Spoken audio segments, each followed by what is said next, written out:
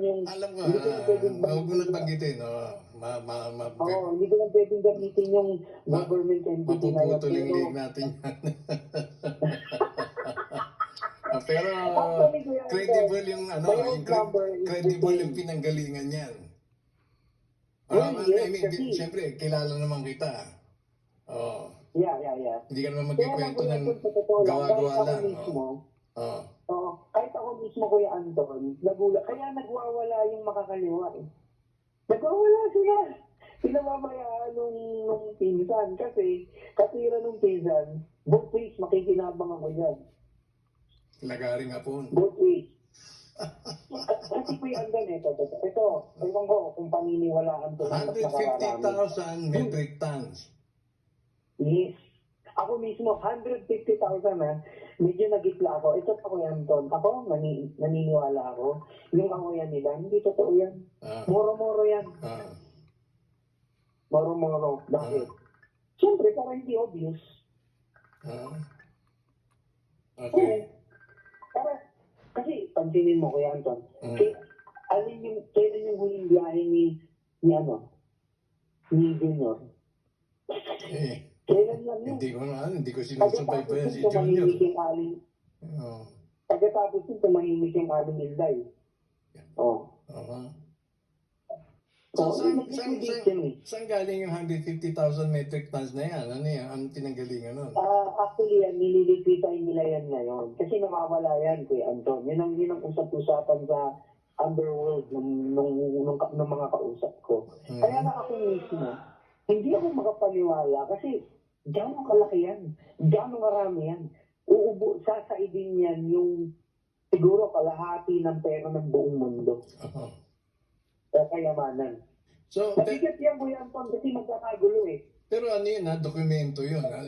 Kumbaga no lifting term. Tapos yung papel lang. Kasi Kuya Anton, if you notice, yung dating Governor General ng Central Bank natin dito, hindi na siya ngayon Governor ng Central Bank. Monetary Board na rin siya. Sino yun? Alam niyo naman yun eh. Yung malaki ang mata eh. Mataas ang noo eh. Hindi ko na Joke, no? Hindi sa Ring of the Lord. Ano ba yan? Mas magaling yung pumalit sa kanya. Mas magaling yung pumalit sa kanya na asawa ng artista. Mahusay din yan, Kuya Anton. Kaya tahimik sila lahat.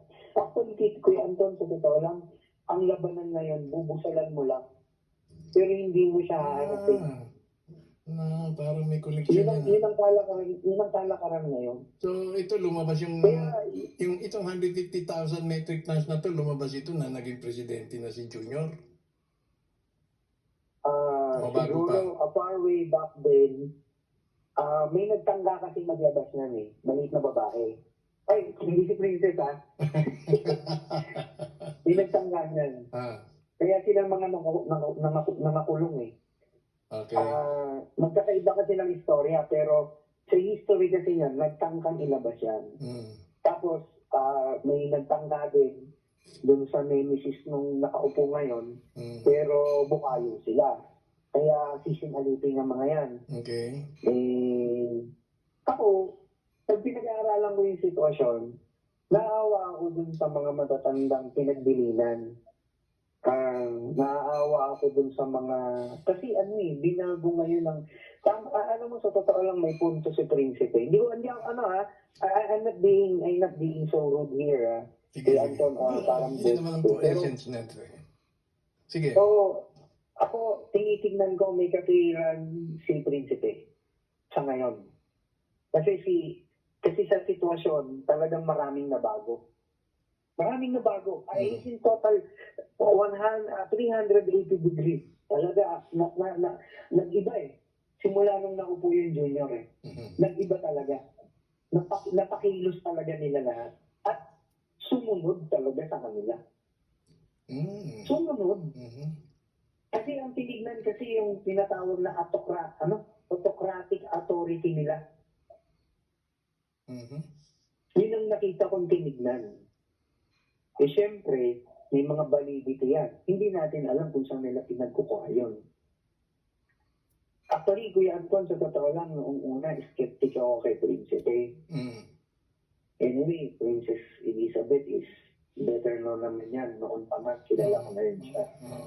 No-one-way ko na rin siya before, pero syempre sa isang event. Kaya lang, ayoko namang, sino ba naman ako, di ba Kuya Anton? Isa lang naman akong tinggoy. Di ba? Pero maganda yung pasabog mo tungkol dyan sa 150,000 metric tons na yan. So, ito... Ito lang Kuya Anton, nung nalaman ko yan, talagang ako mismo nagitla. At saka, kinilabutan ako kasi tingin ko maraming magugutom ng 2025 to 2026. Ang masakit dyan, Kuya Anton, yung kasi may kausap ako ngayon from Las Vegas. Siguro, hindi ko alam kung nakikinig yung mga kasama namin dyan. May mga binabanggit sila sa akin. Alam mo naman, Kuya Anton, napilayan ako ngayong taon na to. At alam ko. ngayon pa lang ako nakakapaglakad-lakad. Iba yung magiging takbo ng buhay next year.